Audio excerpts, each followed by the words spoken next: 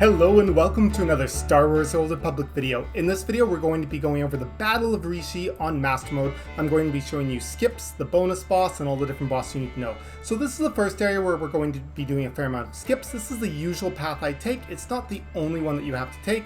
You can destroy the one shown on screen to get the minimum to get through, but if you're doing the bonus boss, you're going to have to destroy all of them instead of just the few I'm showing. This one, be very careful, edge your character slightly forward until you can click on it so you don't accidentally get too close and pull the enemies. Here we can sap this guy if you have a stealther so everybody can safely get by on that side up on the rocks.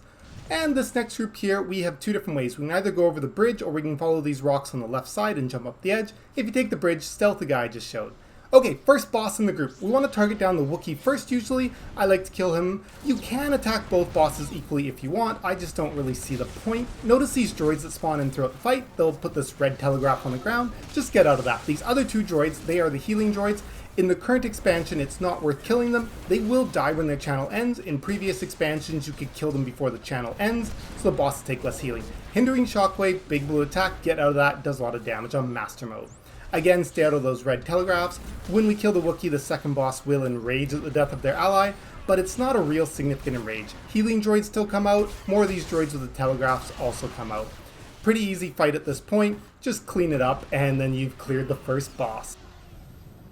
Okay, now we have to go and click 3 panels. As a non-stealthy, you can actually get in this room. As you can see, another player went ahead of me and they're just running into the back there. That's where we want to go to click this without being seen by anything, and then you get out safely. Second access room, you do have to have 2 stealthers if you want to get through this room without pulling any ads. The players outside are going to be killing stuff related to getting the bonus boss unlocked for us. As you can see, 2 ads there. I can't sap both of them, so I had to kill them to be able to click through, but if you have a second stealther, you can both go in there.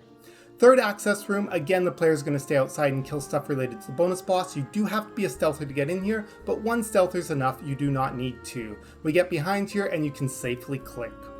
As you can see popping up on the screen here, they completed killing the guys to obtain the access codes. Okay, moving on to the second boss, we want to do this before we go to the bonus boss. We're going to be killing Lord Vod first. Again, this is another fight where technically you should be killing both at the same time because one enrages, but it actually doesn't matter. There's a few things to get out of here. A couple of telegraphs that are pretty obvious, purple circle, and on top of that the boss will leap to a player, the second boss, and he'll put out this big gold circle, right? Pretty obvious, stay out of that. The main mechanic that's interesting here is the balls of Force Lightning. You'll see red text on your screen, and multiple balls will spawn around the screen, and players simply just run into them to prevent them from going to the center of the room and doing more damage to the whole group. As you can see, we killed Lord Vod. It said, "I've enraged at the death of my ally."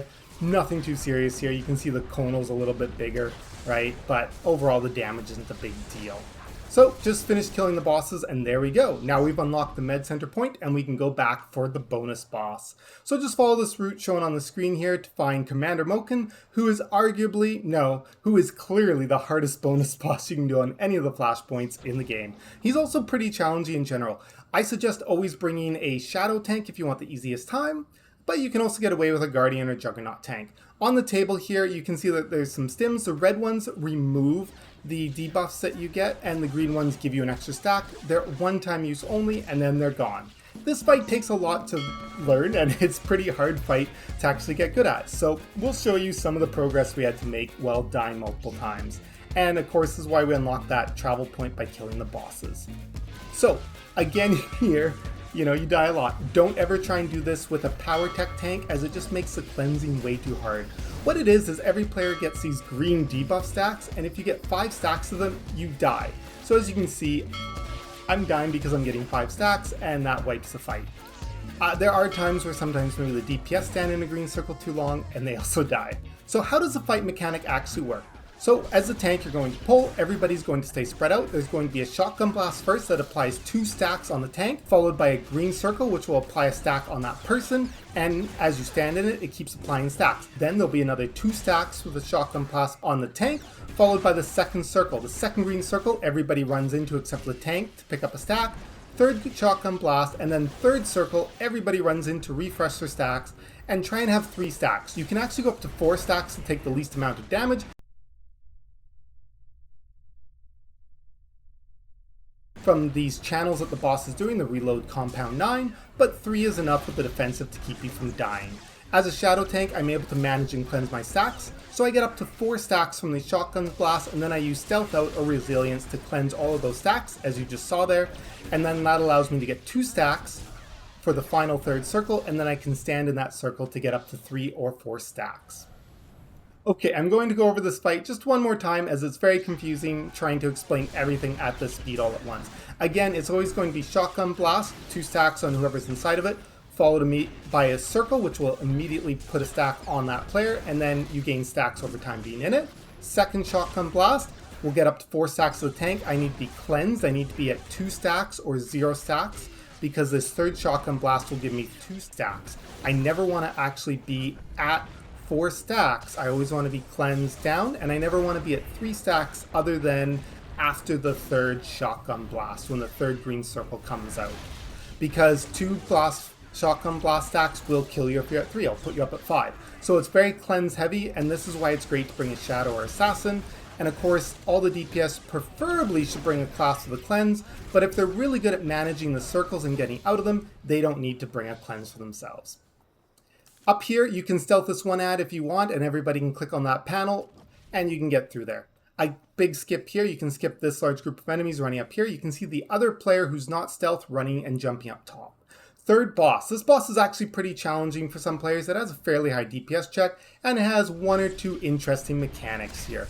So you'll see it grapples everybody in and starts electrical maelstrom, and everybody runs and clicks and activates the shielding console. The little ticks don't do much damage, but the big pulse at the end there does a lot of damage. The other big mechanic is this cross here. You'll notice it keeps doing damage after the cross disappears, so just keep in mind where that cross was, as it gets progressively bigger throughout the fight, so you have to stay away for a little bit longer each time. Blue circles, you want to get out of these. More spawn the longer the fight goes on. As you can see, we're starting to get a lot more here. The other mechanic, call reinforcements here, you'll see a channel, there'll be a sound effect a few seconds later, ship flying in, and then you'll see a dust form as kind of the downstream from the jet engines. Ads can spawn in 2 different locations, so we saw the first location, and now we're going to see the second location the ads spawn in. It's important that DPS kill these ads very fast, and they don't nuke your healer. Those are all the mechanics you need to know to clear the fight, so enjoy the rest of the playlist if you do want to see any of the other guides I have for the flashpoints out there. And as always, have a great day, and we'll see you in the next video.